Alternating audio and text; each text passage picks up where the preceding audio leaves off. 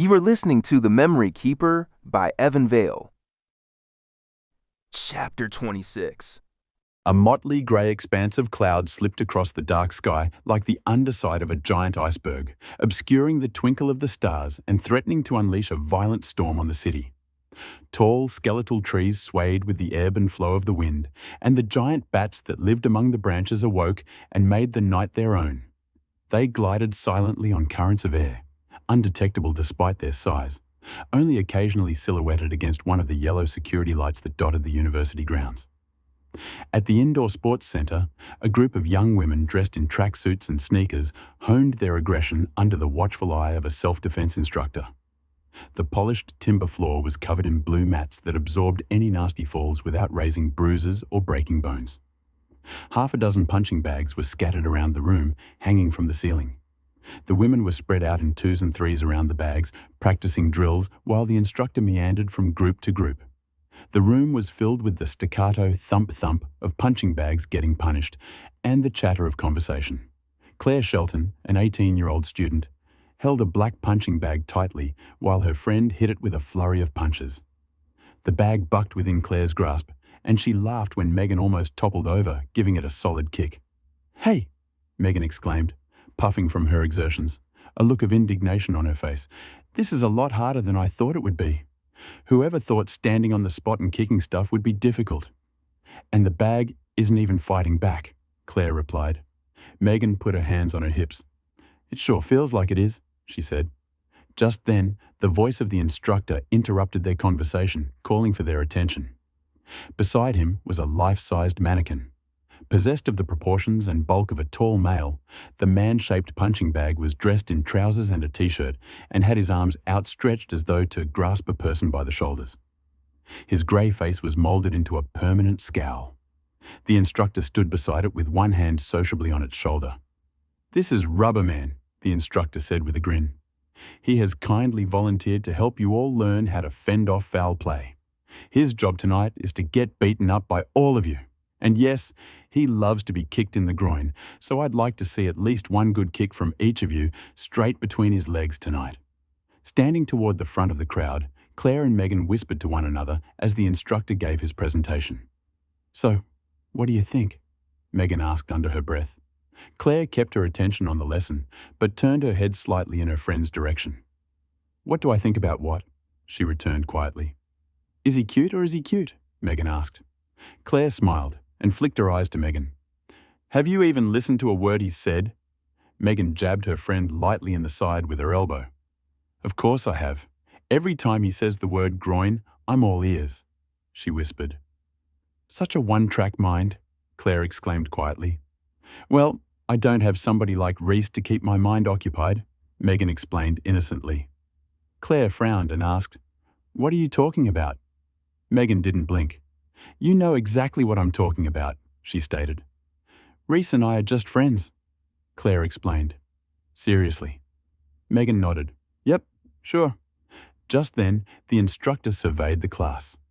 "So, who wants to go first?" he asked, his gaze settling on the whispering pair of women at the front of the group. Megan and Claire realized he was looking at them, and they immediately became quiet. Claire felt a heat rise to her cheeks, and she studiously tried to avoid the instructor's eyes, but was unhappily certain they rested with her. The remainder of the class conveyed their approval by turning their gaze to the two young women who had grown conspicuously silent. The instructor came forward. "We're all friends here," he said, "and someone has to go first. Come on, there's nothing to it. It's a piece of cake." Megan turned to the pretty young woman standing beside her. "You go, Claire," she said in a hushed voice. "I'll just make a fool of myself."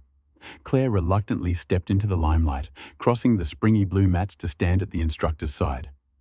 The instructor explained the drill, and Claire readied herself. When the instructor said, "Go," Claire fired 3 open-palmed punches at the mannequin's face, squashing its rubber nose flat and rocking its head from side to side like a boxer's speedball in motion. Then she stepped forward and delivered a bone-jarring kick straight into Rubberman's nether regions. The mannequin shuddered and swayed to and fro on his metal stand. The class cheered, and Claire felt a little embarrassed at her display. "Wow!" the instructor exclaimed, coming over and steadying the oscillating mannequin with his hand. "Nice work. You look like you've got some real anger there. That's good. Use that anger. 20 minutes later, the class finished, and Megan and Claire headed for the showers. Megan arched her face into the stream of water. I had no idea kicking a man in the balls could feel so good, she mused. Claire laughed and said, and that was just a mannequin. That's right, Megan replied. The real deal must be positively cathartic. If any man out there tries to mess with me, he is going to connect with my foot in a way he's not going to like over and over and over. This class was meant to teach us to defend ourselves, not unleash a groin-kicking femme fatale on the unsuspecting male population, Claire said. Megan shrugged and remarked, I just came along to check the instructor out. I didn't expect to enjoy hitting things so much. I can't wait to call my sister and tell... Then Megan stopped talking as she realized what she'd said. I'm sorry, sometimes my mouth gets ahead of me, she added quietly. It's okay, Claire said with a sigh. Megan's comment had reminded Claire of her own missing twin sister, Zoe Shelton.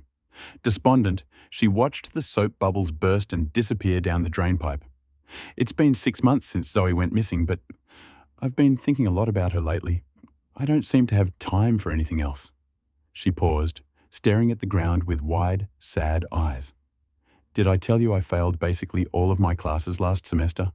From the edge of her vision, Claire saw Megan shake her head.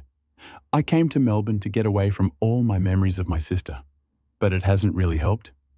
You should have said something before the exams, Megan replied, her voice sympathetic. I would have given you all of my notes. Claire sighed, facing the concerned expression of her friend. I think I went to maybe a few hours of class over the whole semester. I hardly deserved your notes. I don't care about that, Megan said. I'm serious, Claire. If you need anything, please ask me. Claire nodded, looking at her friend. Thanks, Megan, she said. The two women twisted off their shower taps, then collected their towels and quickly dried off and dressed. When they stepped outside, the night air was blustery and cold against their faces. With their bags slung over their shoulders, they started down the bitumen path, heading for the lights of the distant college. After dinner, Claire returned to her room for an early night. As she removed her clothes, she caught a glimpse of herself in the large mirror. Her face was pretty, her slender neck and jaw nicely proportioned. She turned her head and examined the profile of her face with the critical eye of a teenager seeking self-assurance. She sighed and slumped down into bed and dragged the blankets over herself. She had a feeling sleep would elude her, and it did. Her conversation with Megan flitted around her mind. She rarely spoke about her missing twin sister with anyone. Despair always enlivened her fears for Zoe, and she knew only too well that if she let her thoughts start down that despondent path, she wouldn't sleep the entire night. But no matter how she tried to clear her mind, her anxiety over her missing sister haunted her thoughts. The night inched by with painful slowness. She was awake to hear the college become quiet in the early morning hours, and it was just before dawn that she finally drifted off to a fitful slumber. Later that week, Reece was walking along the creaky timber floorboards of the college's ground floor when he saw Claire exiting the mailroom. Claire glanced up from her handful of mail and the pair started down the corridor. "Why do you never get any mail?" Claire asked. Reece shrugged and replied, "I just don't." Claire began to examine her letters. "In the 6 months that I've known you, I've never seen you get even one letter. Not a postcard, not a parcel, not a tax payment reminder, nothing. It's like you don't have a past to write to you." Reece mulled over that suggestion. He mused. "I like it. Makes me sound so mysterious." "Don't get confused, Mr. Smith," Claire said. "The only mystery about you is how you pass all of your classes without doing any work." The pair passed through the foyer and its open fireplace, sooty and lifeless that afternoon. Reece chuckled. "You sound like you've checked my mailbox on more than a few occasions." Claire tore a letter in half and tossed it in a bin.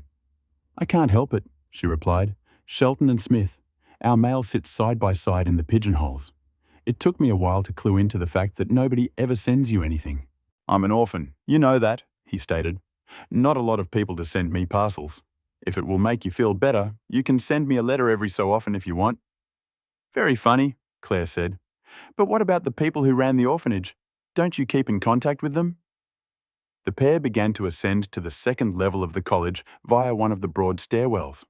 "Orphanages went out in the 60s, Reece said, taking 2 steps at a time. I spent some time in a foster family. So, what about them? She pressed. Reece shrugged and said, I haven't heard from them in a long time. Claire nodded. That sucks, she said carefully. Yep, Reece declared flatly, happy for the conversation to move on to another topic. That is the end of this chapter. To listen to the next chapter on YouTube or to purchase the digital ebook from Amazon, see the links in the description.